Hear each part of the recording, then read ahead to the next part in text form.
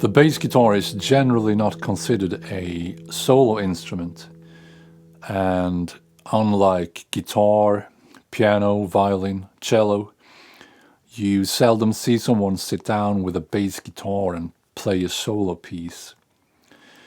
But I believe the bass has its own unique voice for solo pieces, and it's certainly possible to use it as a solo instrument. About a decade ago, I composed 10 solo pieces for the bass, and I put them together in a book. And my goal was to showcase the bass as a solo instrument in a variety of ways. I also wanted the book to be a learning tool for those interested in learning to play the bass as a solo instrument. The solo piece I'm going to focus on in this video is number 6 from my book. And unlike many of the other pieces in the book, it's not a chordal piece. It's all single note lines. And I've composed this in my very best Johann Sebastian Bach style. I'm going to play it first, and then I'm going to show you 3 things you can learn from playing this piece of music.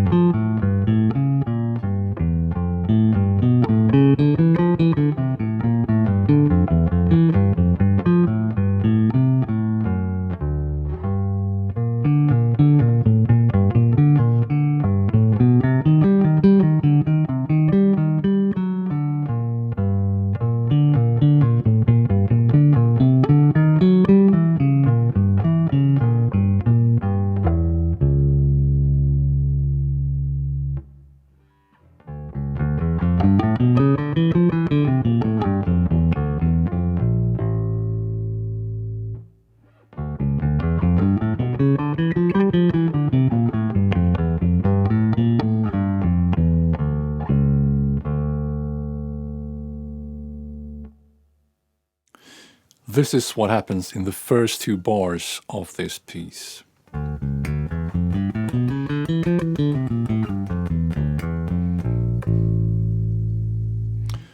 And within those 2 bars, I make no less than 4 position shifts with my left hand.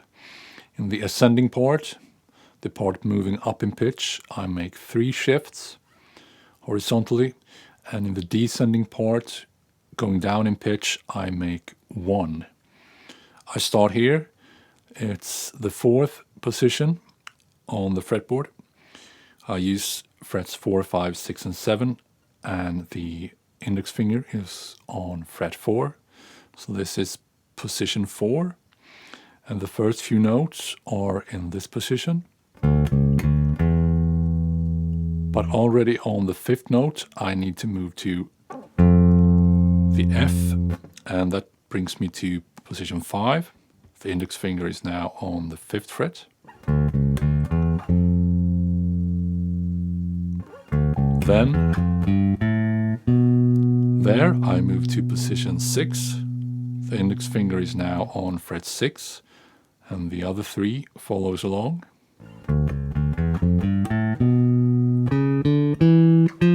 There, I make another shift in positions, the last one, moving up.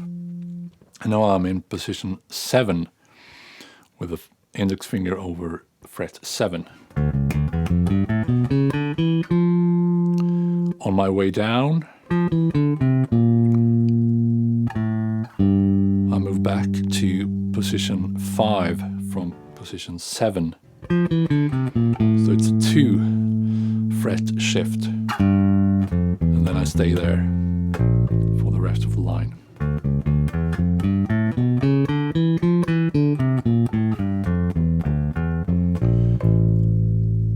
And you want these shifts to be smooth. You don't want to hear them.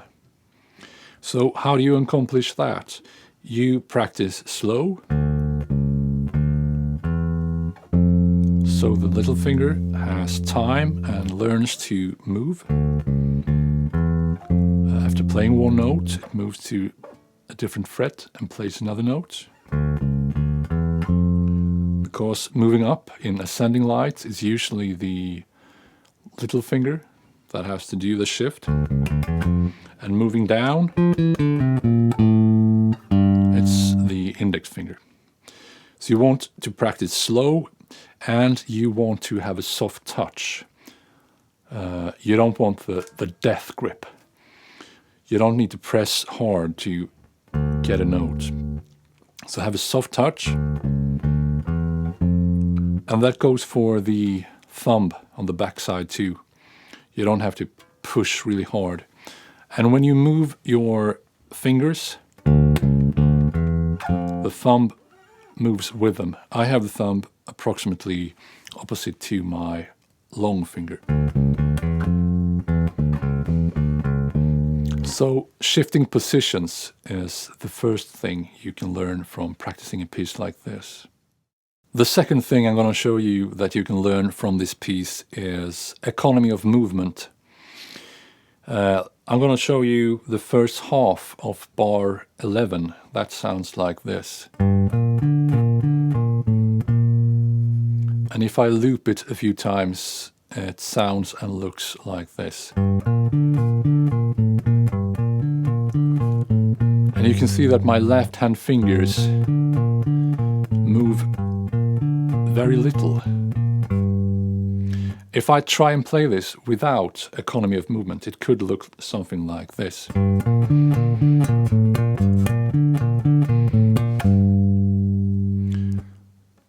It's also called flying fingers for a good reason. And if you can avoid that, your life will be a lot easier. The problem usually is with the little and ring finger, mostly the little finger. And to practice economy of movement, I recommend you do this. When you play the first note using your little finger, and it's time to play with the ring finger on the third note,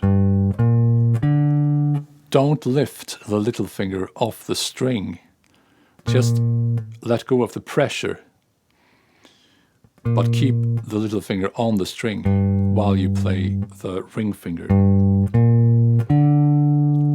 And then, when it's time to go back to the little finger, do the same thing with your ring finger.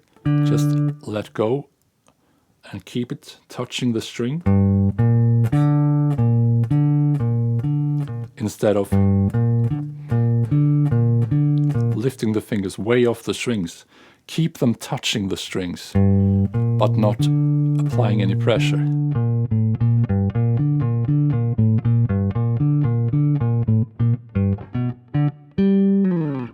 The first two things I've talked about has to do with the left hand. This third thing has to do with the right hand. And I'm going to talk about dynamics and tempo. And for that, I'm going to use bar 7, and that sounds like this.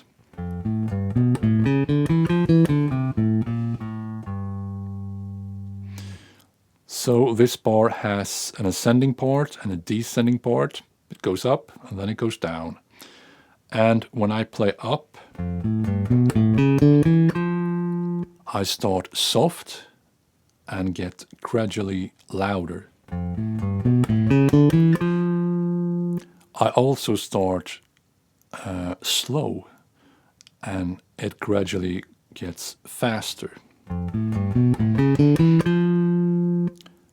On the descending part, I do the opposite.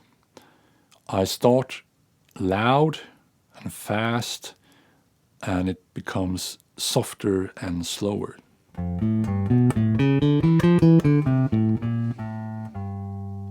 And this makes a whole lot of difference in music.